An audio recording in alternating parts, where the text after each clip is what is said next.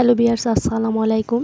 আজ আমি আপনাদের মাঝে নিয়ে আসছি একটা ভর্তার রেসিপি, যা আসলে অনেক সুস্বাদু এবং ভর্তাটা বানানো অনেক সহজ। আচ্ছা, প্রথমে আমি বলে নিচ্ছি ভর্তাটা বানাতে কী কী আমাদের প্রয়োজন।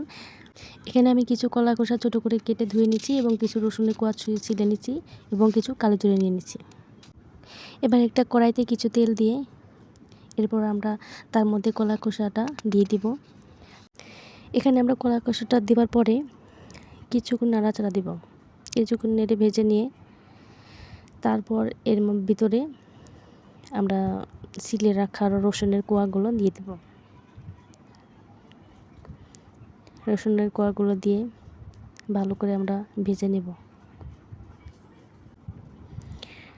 আসলে আমি কলা খোসাটা ধুয়ে কিছুক্ষণ রেখে দিয়েছিলাম, এই জন্য একটু কালো কালো হয়ে আছে, দেখতে কেমন মনে হচ্ছে।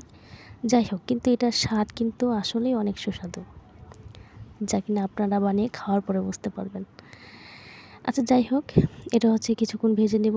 যখন প্রায় অর্ধেকের মতো ভাজা ভাজা হয়ে যাবে, তখন আমরা এর ভিতরে দিয়ে দেবো কালো জিরা। কালো জিরাগুলো দেওয়ার পরে এরপরে আমরা আরও কিছুক্ষণ ভাজা ভাজা করবো এটাকে। আপনারা আসলে দেখতেই পাচ্ছেন কীভাবে আমি ভেজে নিচ্ছি এটা। এই তো অনেকটাই হয়ে গেছে, প্রায় হয়ে গেছে আমাদের ভাজাটা। দেখুন, আমাদের ভাজা হয়ে গেছে। এখন আমরা এইটাকে নামিয়ে নিব, নাহলে একদম বেশি ভাজা ভাজা হয়ে গেলে আবার তিতা হয়ে যাবে। যেহেতু আমি এটার মধ্যে কালো জিরা দিয়েছি, কালো জিরাটা বেশি ভাজা হলে একটু তিতা তিতা লাগে। দেখ, আমি এটাকে নামিয়ে নিলাম। এবার একটা শিলপাটায় এই কলা খোসাটাকে আমরা বেটে নিব।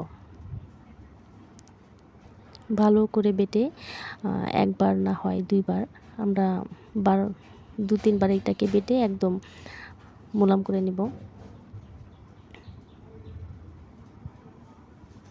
দেখুন, আমি একবার বাটার পরও এটা মোলাম হয়নি।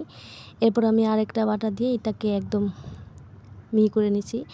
এরপর কিছু শুকনো মরিচ আগে থেকে ভেজে রেখেছিলাম, যেটাকে আমি ভালো করে বেটে নিব। আসলে এটা আগে থেকে ভাজা ছিল, তো এই জন্য একটু নরম হয়ে গেছিলো, যেটা আমার জন্য বাটা অনেক কষ্ট হয়েছে। কিন্তু আপনারা এটার মধ্যে লবণ দিয়ে নিতে পারেন। আমি আগে কলা খোসা ভাজার সময় লবণ দিছিলাম, এই জন্য লবণটা দিইনি, যার জন্য মরিচটা বাটা একটু কষ্ট হয়েছে। আপনারা চাইলে মরিচের মধ্যে লবণটা দিয়ে বাটতে পারেন, তাহলে মরিচটা বাটা একটু সহজ হয়ে যাবে। যাই হোক, এখন মরিচের মধ্যে কলা খোসা বাটাটা দিয়ে আমরা ভালো করে মাখিয়ে নিলে এই তো আমাদের ভর্তা রেডি।